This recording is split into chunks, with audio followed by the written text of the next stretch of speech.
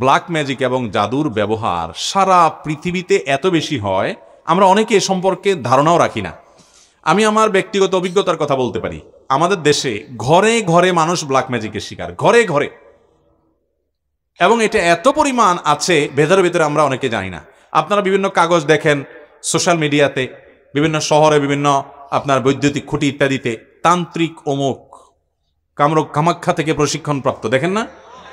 হ্যাঁ, স্বামী স্ত্রীর মিল মহব্বত তৈরি, এটা সেটা, দুঃখ দূর, হান তান, এগুলো বেশিরভাগ ব্ল্যাক ম্যাজিশিয়ানদের কাজ।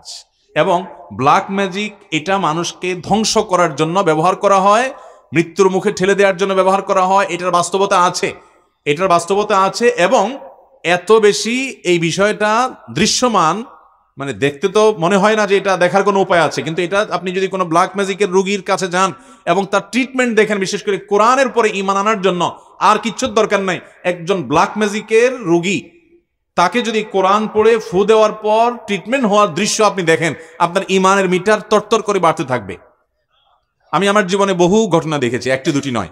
এবং আমার পরিচিত বন্ধু বান্ধব অনেককে নাম বললে আপনারাও চিনবেন, জাতীয় পর্যায়ে পরিচিত, নাম বললাম না, যারা জেনারেল শিক্ষিত ভাই, তাদের অনেকেই আমাকে বলেছেন, ভাই মানে অলৌকিকতা তো অনেক রকমই হতে পারে, কিন্তু এরকম অলৌকিকতা দেখি নাই।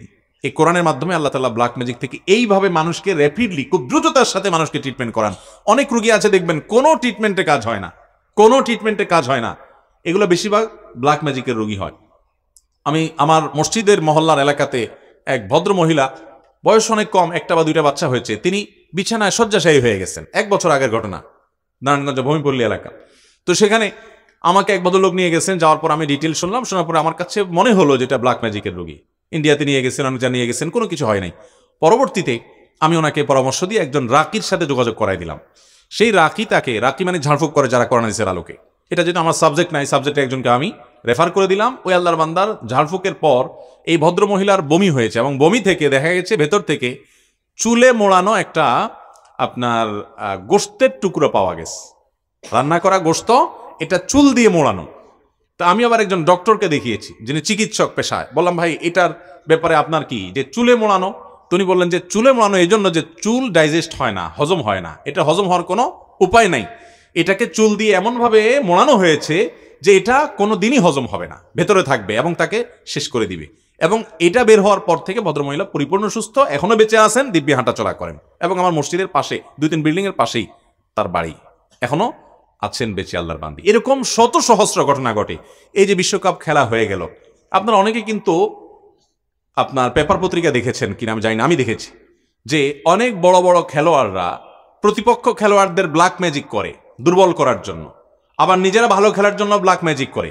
উত্তরবঙ্গে একটা খেলা আছে পাতা খেলা, পেপার পত্রিকা প্রায় লেখালেখি হয়, গুগলে সার্চ দিলে পাতা খেলা দিলে দেখবেন চলে আসছে। আমি এটার উপরে বেশ পড়াশোনা করার চেষ্টা করেছি।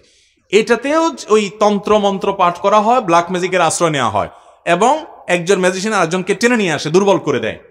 তো এগুলো শুধু বাংলাদেশে না, সারা পৃথিবীতে। এটার খোলাসা কথা হলো শয়তানের আশ্রয় নেওয়া।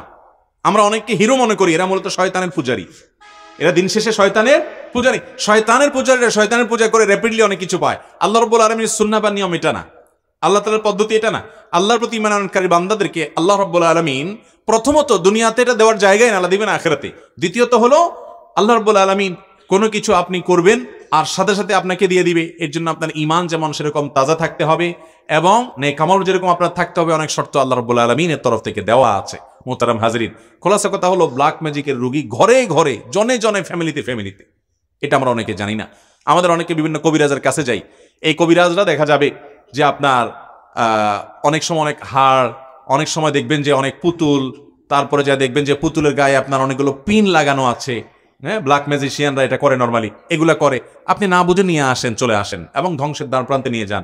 অনেক মানুষ অসুস্থ হয়ে যায়, অনেকে মৃত্যুর কোলে আস্তে আস্তে ঢলে পড়ে, অনেকের অনেক দিক থেকে, অনেক স্বামী স্ত্রীর মধ্যে মনোমালিন্য তৈরি হয়, অশান্তি তৈরি হয়। ভাইরা আমার, এই ব্ল্যাক ম্যাজিকের রোগী বোঝার উপায় কি? 1 নম্বর কথা হলো যে কোনো ট্রিটমেন্টে কাজ হয় না, অস্বাভাবিক কিছু কর্মকাণ্ড দেখা দেয়। ঘুমের মধ্যে প্রচুর পরিমাণ খাওয়ার অভ্যাস আছে, এবং প্রচুর পরিমাণে আপনার ব্ল্যাক ম্যাজিকের রোগী, তাদেরকে দেখা যায় যে তারা ঘুম আসে, হাই আসে অনেক বেশি, সীমাহীন হাই আসে, মানে মাত্রাতিরিক্ত হাই আসে, এরকম এবং এরকম আরো অনেকগুলো বিষয়। বিশেষ করে যারা রুকিয়া করেন, ঝাড়ফুঁক করেন, এই বিষয়টি তারা অনেক ভালো বলতে পারবেন। অতএব এটা থেকে বাঁচার উপায় কি? খুব সহজ উপায় ভাই। 1 নম্বর কাজ হলো সকাল সন্ধ্যার দোয়া কখনো ছাড়বেন না, কখনো ছাড়বেন না। বিশেষ করে কিছু দোয়া আছে রক্ষা কবচ, বিসমিল্লাহিল লা ইয়াদুররু মা ইসমিহি 3 কুল, সূরা ইখলাস, সূরা ফালাক, সূরা নাস 3 বার সকাল 3 বার সন্ধ্যা, বাসা বাচ্চাদেরকে শুকাই দিবেন। রাত্রে শোয়ার সময় এগুলো পড়ে পুরো শরীরে ফু দিবেন, ফু দিয়ে ঘুমাবেন। এবং টয়লেটে ঢুকেন বের হন বা বাসায় ঢুকেন বের হন, এক কক্ষ থেকে আরেক কক্ষে যান, বিসমিল্লাহ ছাড়া কখনো ঢুকবেন না। বিসমিল্লাহ বলে হাদিসে আসছে শয়তান তার সাথে আর প্রবেশ করতে পারে না, এবং আল্লাহ তাআলা তাকে সেভ করেন। বাসাতে বের হওয়ার সময় বিসমিল্লাহি তাওয়াক্কালতু আল্লাহ পাঠ করেন। এবং কোরআন কারীমের একটা অলৌকিকত্ব, বিশেষ পুরো কোরআনই অলৌকিকত্ব, এর ভিতরে একটা হলো সূরা বাকারা বাসায় তেলাওয়াত চালু করে রাখবেন। আমি আমার বাসার কথা বলতে পারি, অনেক সময় দেখি বাচ্চারা ঘুমায় না, অস্বাভাবিক আচরণ করে, ছোট ছোট বাচ্চারা। সূরা বাকারার তেলাওয়াত কিংবা কোনো রুকিয়া যখন চালু করে রাখা হয় অডিও, দেখা যায় যে আস্তে আস্তে পরিবেশ শান্ত হয়ে যায়। আপনি নিজে আমল করে দেখতে পারেন। অতএব কোরআন তেলাওয়াত বাড়াতে হবে। আজ আমাদের ঘরগুলোতে কোরআন তেলাওয়াত চলে গেছে, কোরআন তেলাওয়াত আমরা করি না। আর সকাল সন্ধ্যা দোয়া জিকিরগুলো করবেন, সবসময় বাসা বাড়িতে ঢুকতে বিসমিল্লাহ পড়ে ঢুকবেন, এবং শয়তান কোনো সুযোগ পেতে পারে এরকম কোনো কাজ করবেন না। আল্লাহ তাআলা আমাদেরকে হেফাজত থাকার তৌফিক দান করুন।